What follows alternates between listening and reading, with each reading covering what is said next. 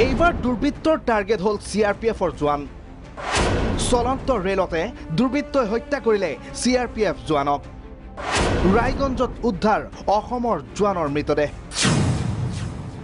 ছত্তীশগড়ত কৰ্মৰত আছিল CRPF জোৱান ভাস্কৰ জ্যোতি দাস। হাজোৰ কুলহাটীৰ ভাস্কৰ জ্যোতি দাসে বিহুৰ বাবেই ছুটী লৈ পৰিয়ালক সময় দিবলৈ আহি আছিল ঘৰলৈ। কিন্তু নিয়তিয়ে মানি নললে ভাস্কৰ জ্যোতিৰ সেই মনৰ আশা। ঘৰলৈ উভতাৰ পথতেই চলন্ত ৰেলত দুৰ্বৃত্তৰ টাৰ্গেট হ'ল ভাস্কৰ। অসমৰে কেইজনমান জোৱানৰ সৈতে একেলগে আহি আছিল ভাস্কৰ।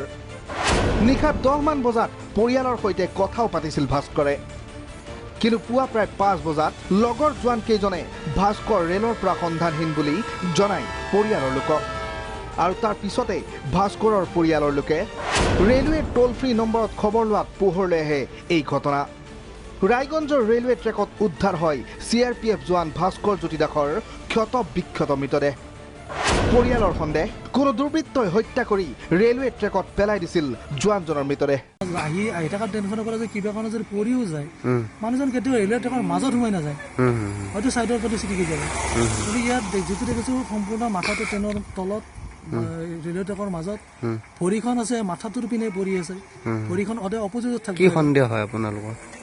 কোনোবা দুষ্কৃতিকাৰী নিশ্চয় ট্ৰেইনতে এইটো কামটো কৰিছে, হত্যা কৰিছে, বেলেগ হ'ব নোৱাৰে।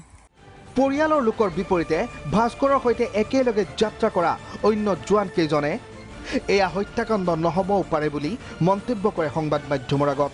সন্দেহ এতিয়া নেদেখাকৈ একো ক'ব পৰাটো অসম্ভৱ। হত্যাকাণ্ডৰ সন্দেহ মই নাভাবোঁ, কাৰণ হত্যাকাণ্ড হ'ব লাগিলে ধৰক তাৰ লগত কাৰোবাৰ দুশ্মন থাকিব লাগিব।